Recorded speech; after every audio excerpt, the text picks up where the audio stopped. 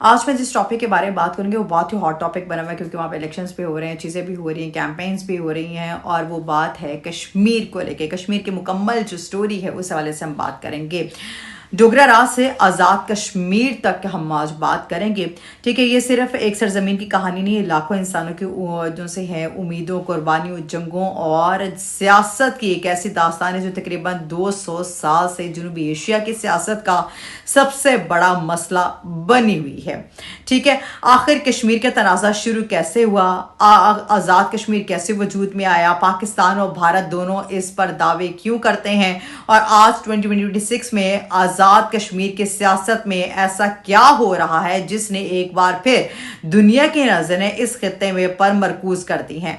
आज हम तारीख के सबसे अहम मोड़ को तरतीबवार समझेंगे। ठीक है, जिनको नहीं पता कश्मीर एक्चुअली वाकया कहाँ पर है, लोकेटेड कहाँ पर, इस हवाले से मैं आपको बता देती हूँ। कश्मीर सिर्फ एक वादी नहीं बल्कि एक तारीखी खित्ता है जिसमें मुख्तलिफ अदवार में जम्मू कश्मीर, दिल्ली, लद्दाख, गिलगित और बल्तिस्तान शामिल रहे। इसकी जोग्राफी अहमियत इसलिए भी गैर मामूली है कि इसकी सरहदें पाकिस्तान, भारत और चीन के हसास इलाकों से मिलती हैं। ये खित्ता पानी के बड़े ज़खायर व बुलंद पहाड़ों, तिजारती रास्तों और दिफाई लिहाज से इंतहाई अहम मकाम रखता है।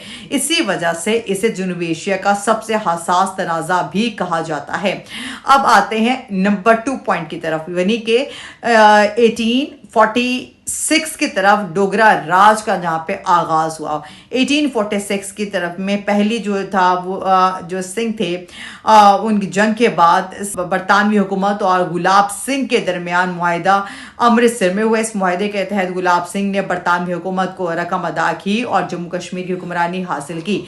इसके बाद डोगरा हुक्मरानों का दौर शुरू हुआ। ठीक है, तारीखी रिकॉर्ड के मुताबिक इस दौर में रियासत मुख्तलिफ औकात के हिस्से में भारी टैक्सेस, जागीरदाराना निज़ाम और अवामी बेचैनी के वाक़यात सामने आए, जिन्होंने बाद में सियासी तारीख के हिस्टोरिकल जो चीज़ें होती हैं उनको जन्म दिया। ठीक है, अब मैं आपको बिल्कुल आसान अल्फाज में समझाने की कोशिश कर रही हूँ ताकि वो सब लोग जिनको अभी मतलब नहीं आइडिया कि स्टार्ट कहाँ से हुआ, क्या चीज़ें हुई हैं, कैसे से कैसे हुई हैं, वो मैं अपनी तरफ से बिल्कुल आसान अल्फाज में मैं ट्राई कर रही हूँ कि आप लोग को समझाऊँ। ठीक है, फिर आ जाती है 1931 की तारीख, जो दूसरा तीसरा जो बाब आ जाता है। 1931 में रियासत में बड़े पैमाने पर एहतजाज हुए, जिन्हें कश्मीर की जदीद सियासी तारीख का अहम मोड़ समझा जाता है।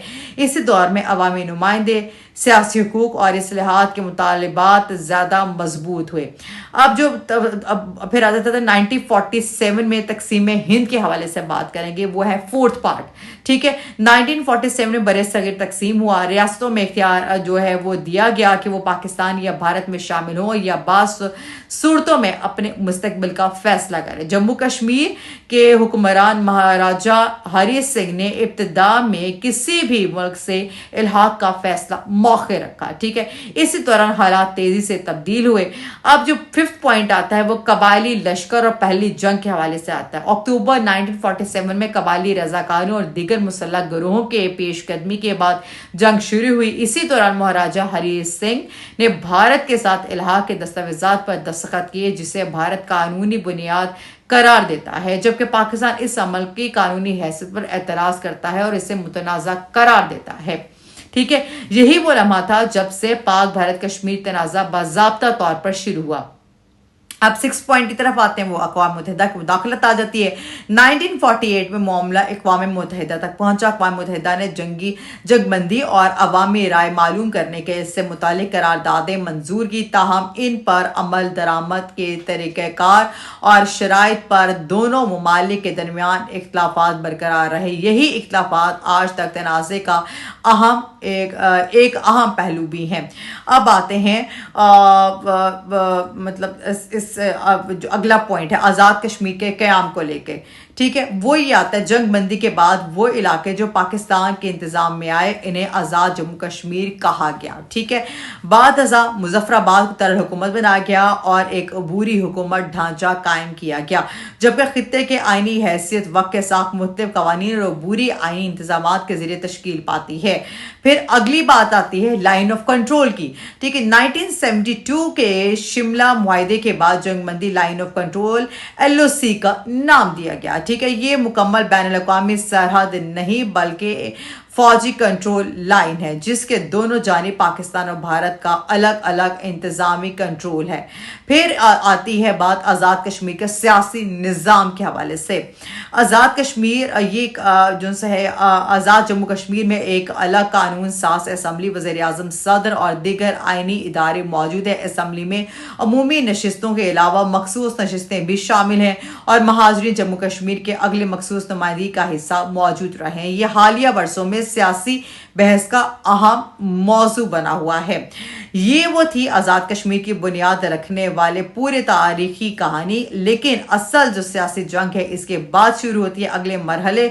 अगले हिस्से में हम देखेंगे कि आज़ाद कश्मीर की सियासत कैसे तब्दील हुई, कौन सी जमातें उभरी, मुख्तलिफ अदवार में हुकूमतें कैसे बदली, 2026 के इंतखाबात तक पहुंचते पहुंचते सियासी मंजरमा क्यों इतना पेचीदा हुआ।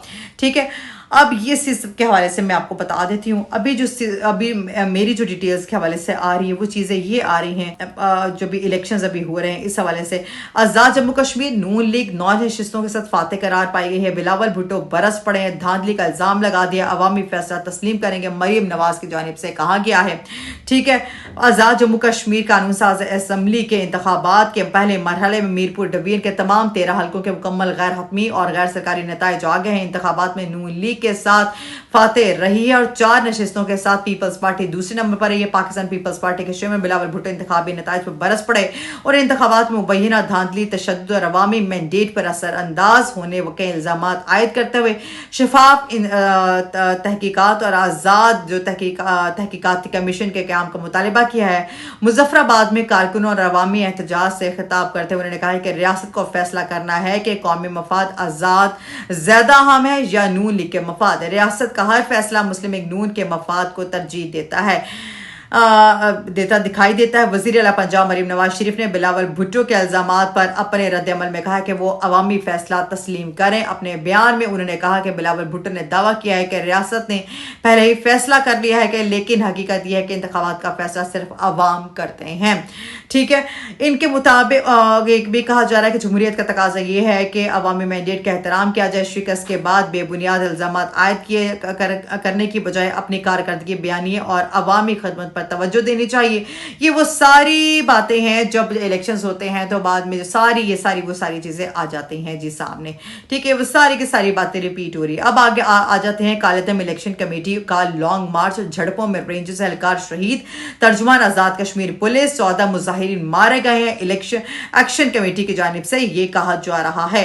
ठीक है, आज़ाद कश्मीर के इलाके रावला कोट में मीरपुर में कालेदम अवामी एक्शन कमेटी के लॉन्ग मार्च में मौके पर झड़पों में एक रेंजर एहलकार शहीद हो गया। तर्जुमान आज़ाद कश्मीर पुलिस ने रेंजर एहलकार के शहादत और 5 पुलिस एहलकारों को जख्मी होने की तस्दीक की, जबकि कालेदम एक्शन कमेटी ने दावा किया मुजाहिरीन पर फायरिंग से उनके 14 कारकुन मारे गए हैं। आज़ाद कश्मीर की पुलिस के सरबराह कैप्टन रिटायर्ड लियाकत अली मलिक ने कालेदम एक्शन कमेटी की जानिब से एक दर्जन से ज्यादा हलाकतों के बारे में दावे पर कहा है कि उनके दावों की तस्दीक मुमकिन नहीं है क्योंकि ये ना कोई लाश किसी सरकारी या निजी हॉस्पिटल लाई गई है, ना ही पुलिस के पास कोई लाश अभी तक मौजूद है जिस पर वो पुलिस और सिक्योरिटी फोर्सेस एहलकारों को निशाना बना रहे हैं। तफसीलात के मुताबिक ये भी बताया जा रहा है कि सिक्योरिटी इत्तलात आज़ाद कश्मीर मोहम्मद राशिद हनीफ ने कहा है कि कालेदम एक्शन कमेटी के एहतजाज में शरपसंद मौजूद हैं, कानून के मुताबिक फैसला कौन कार्रवाई की जाए। तर्जुमान आज़ाद कश्मीर के मुताबिक पुलिस ने कहा है कि रावला कोट में M8 गन के साथ एक मुसल्लह शख्स को गिरफ्तार किया। मुलजिम बैरून मुल्क में आया, स्नाइपर के तौर पर तरबियत याफ्ता शरपसंदों की फायरिंग से एक रेंजर एहलकार शहीद हुआ। फायरिंग से एक पुलिस ऑफिसर समेत 5 पुलिस एहलकार शहीद हुए।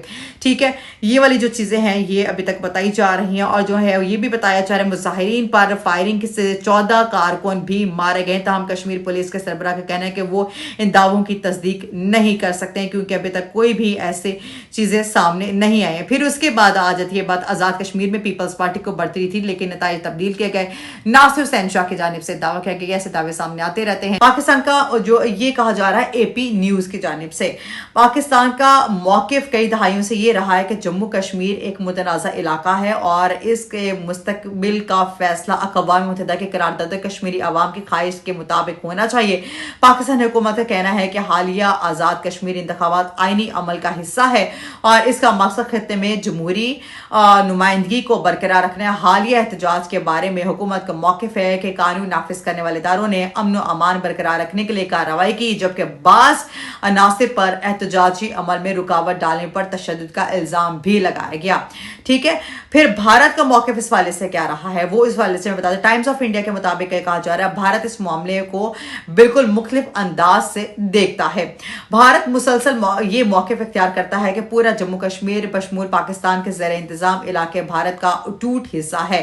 इस बुनियाद पर भारतीय वज़ारत ख़ारिजा ने हालिया आज़ाद कश्मीर इंतखाबात को मुस्तरद करते हुए उन्हें गैर कानूनी और महज नुमाइशी इंतखाबी अमल करार दिया है।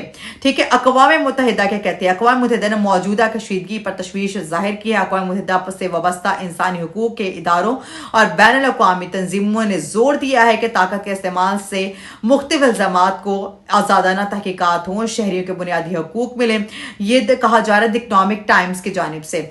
ठीक है, यकीनी बनाया जाए तमाम फरीकैन जो फरीक है तहम्मुल का मुज़ाहरा करें, सियासी मसाइल का हल मुज़ाकरात के ज़रिए तलाश किया जाए। ये बयानात किसी एक फरीक की जानिब की हिमायत नहीं बल्कि इंसानी हुकूक और अमन की उसूलों के तनाजुर में है।